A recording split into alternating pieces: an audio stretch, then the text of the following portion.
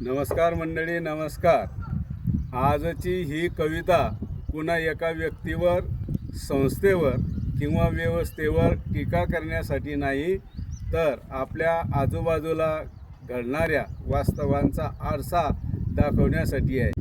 कामापेक्षा टेन्शन जास्त, कर्तव्यापेक्षा सत्कार जास्त, पिकांपेक्षा तण जास्त आणि विकासापेक्षा देखावा जास्त. ही फक्त शब्दांची जुळवाजुळव नाही, तर आपल्या समाजाला पडलेला प्रश्न आहे. जास्तच काय वाढलंय आणि कमी काय झालंय? चला तर मग ऐकूया ही वास्तवाला भिडणारी कविता. जास्तच काय वाढलंय?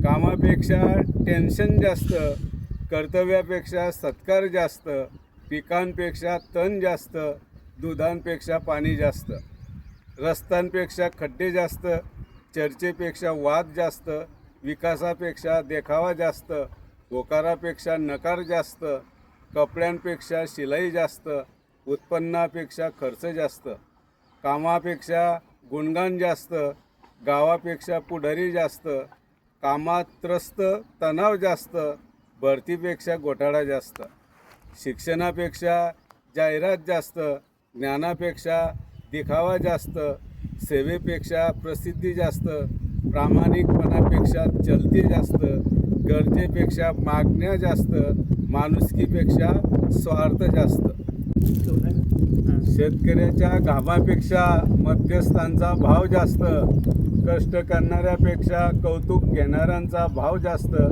नियमांपेक्षा अपवाद जास्त, कृतीपेक्षा आश्वासन जास्त आणि प्रश्नांपेक्षा भाषण जास्त.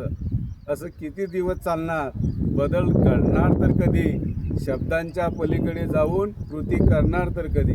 कारण समाज बदलतो फक्त घोषणांनी नाही, प्रामाणिकपणे, कर्तव्याने, निस्वार्थ कृतीने आणि प्रत्येकाच्या जबाबदारीने.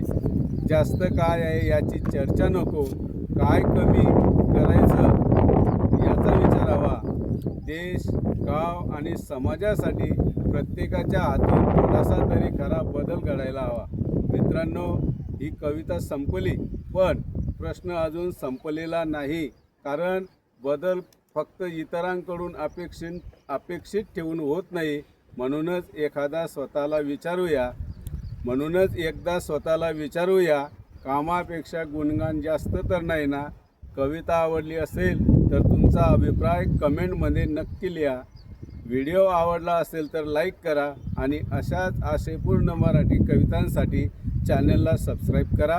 पुन्हा भेटूया एका नव्या कवितेसह, एका नव्या विचारासह. धन्यवाद.